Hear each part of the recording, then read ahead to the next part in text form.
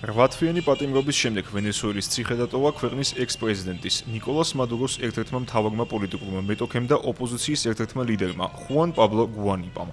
ადგილობრივი მედიის თანახმად, პატიმრობიდან გათავისუფლებიდან რამდენიმე საათში ის შეერებულმა სამოქალაქო ტანსაცმელში ჩაცმულმა ნიღბიანმა პირებმა გაიტაცეს, თუმცა ამ შემთხვევამდე ცოტა ხნით ადრე მან შეძლო მხარდაჭერებისთვის მიემართა.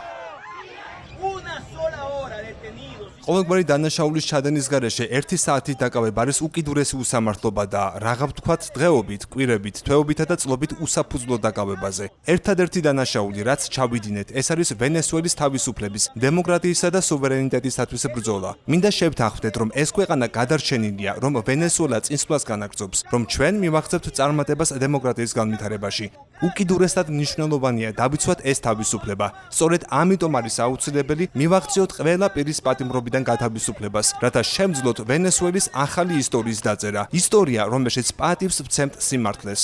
ყოველ ჯერზე, როდესაც ვინმე საუბრობს შერიგებაზე, მე ვპასუხობ, ვეთანხმები შერიგებას, მაგრამ თუ წინ სიმართლე დამხვდება. შევხედოთ, რა მოხდება ვენესუელაში ბოლო რამდენიმე თვის განმავლობაში. ვნახოთ, რატომ დაირღვა ვენესუელელი ხალხის ნება.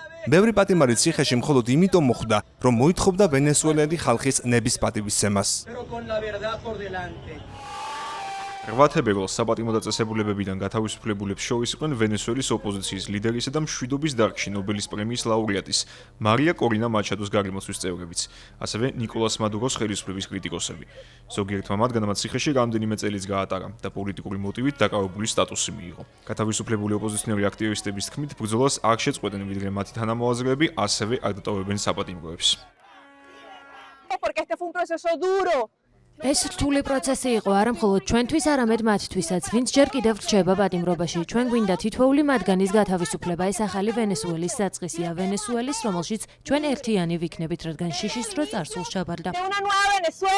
მადლობა მარია კორინა მაჩადოს, ედმუნდო გონსალეს ურუდიასა და ამერიკის ხელისუფლებას, რომ ეს შესაძლებელი გახადა. 28 ივლისის გარეშე, როცა საპრეზიდენტო არჩევნები გაიმართა, არც 3 იანვარი იქნებოდა.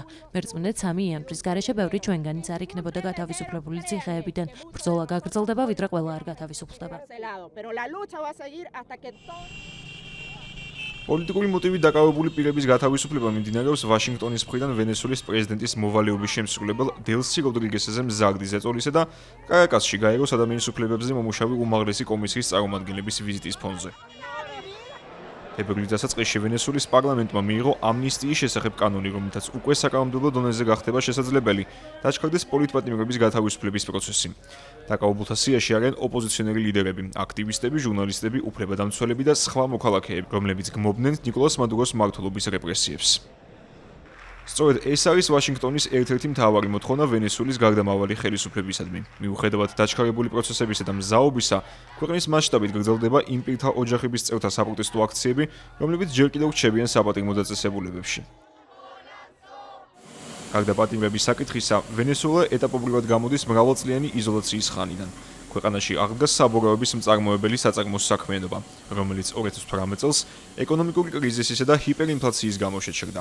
საწარმოს ხელმძღვანელების შეფასებით, მიმდინარე წლის ბოლოსთვის ისინი შეძლებენ ყოველთვიურად საშუალოდ 75,000-მდე საბოროვის დამზადებას.